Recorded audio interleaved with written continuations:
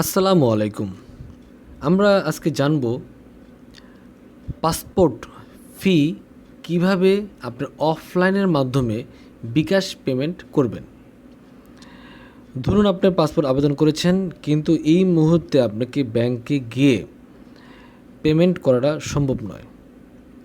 তো আপনাকে এই চালানে আপনি করবেন, কারণ এই চালানের উপরে আপনার আস্থা আছে। এই জন্য আপনাকে বিকাশের মাধ্যমে আপনি করতে চাচ্ছেন, বিকাশ পেমেন্ট করবেন। তো অফলাইনে আপনি করতে চাচ্ছেন, অনলাইনে না, তাহলে সেক্ষেত্রে আপনাকে এই সাইটে আসতে হবে। এটা যারা আবেদন করেন, পাসপোর্ট আবেদন করেন, তারা সবাই জানেন। এখানে পাসপোর্ট ফি এই অপশনটা আসার পরে আপনি এখানে দেখবেন যে 2 নম্বরে অফলাইন যে অপশনটা আছে, মানে নাম্বারিং অফলাইন 2 নম্বর, এখানে আপনি দেখেন লেখা আছে যে offline can be paid at any government or private banks through a challan for safe payment click here. তো আমরা এখানে অফলাইনে এই চালানটা বিকাশের মাধ্যমে কিভাবে করতে হয় সেটাই দেখাবো। তো চলুন এখানে আমরা ক্লিক হেয়ারে ক্লিক করার পরে এখানে দেখবেন যে একটা আমাদের নতুন টেবিল নিয়ে আসছে। এখানে আসার পরে দেখবেন যে ব্যাংকে যারা পেমেন্টটা করে সেম প্রসেসিং এটাই। তো আমাদের এখানে আবেদন প্রকৃতি, এখানে আমরা ক্লিক করব। আপনার পাসপোর্টটা কত পৃষ্ঠার সেটা আপনার এখানে উল্লেখ করে দেবেন। তো আমরা এখানে ই পাসপোর্ট ইস্যু 48 পাতা ক্লিক করলাম। এরপরে বিতরণের প্রকৃতি আমরা এখানে এসে দেখব যে আপনার কর্মদিবস কততে নেবেন। তো আমরা যেটা 15 দিনের কর্মদিবস ছিল সেটাই কিন্তু আমরা এখান থেকে বেছে নেব। এবং যদি পাসপোর্টের আবেদন 10 বছরের মেয়াদের হয়ে থাকে, আপনার আবেদন যেটা করছেন তার উপর ডিপেন্ড করে তো পেমেন্টটা করতে হবে। তো আমাদের 10 বছর মেয়াদি সাধারণ পাসপোর্টের অপশনটাই ক্লিক করলাম। এরপরে দেখেন এখানে অটোমেটিক কিন্তু আপনার টাকার পরিমাণটা চলে আসছে 5,750 টাকা, 5,750 টাকা, 5,000 টাকা হলো মূল এবং 15% ভ্যাট সহ 750 টাকা, এই যোগ করে আসছে 5,750।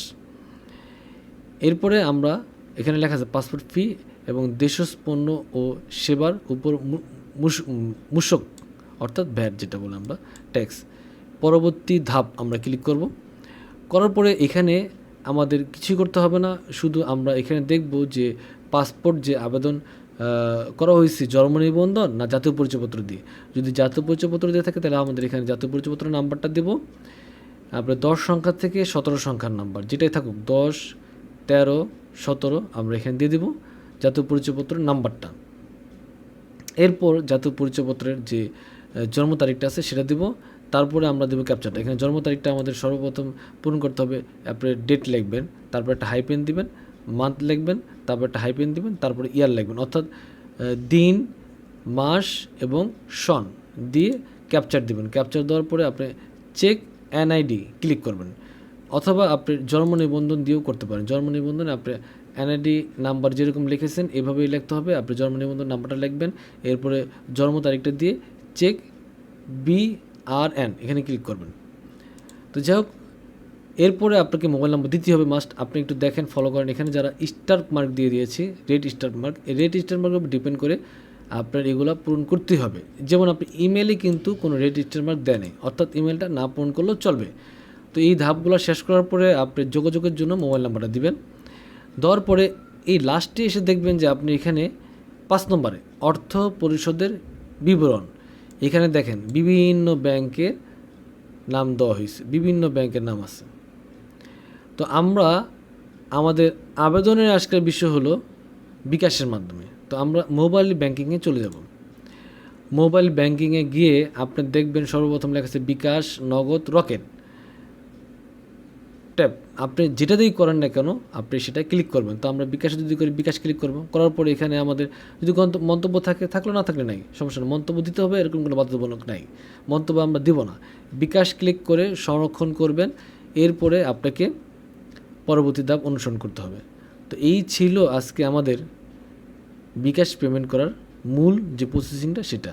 এরপরে যদি আপনার অনলাইনে পেমেন্টের অপশন তারা দিয়ে থাকে তাহলে অনলাইনে পেমেন্টটা করবেন, আর যদি না দিয়ে থাকে তাহলে অফিসে যা করবেন। যেহেতু বিকাশ করতে হবে মোবাইল ব্যাংকিং, আপনার মোবাইলেই ব্যাংক করতে পারবেন।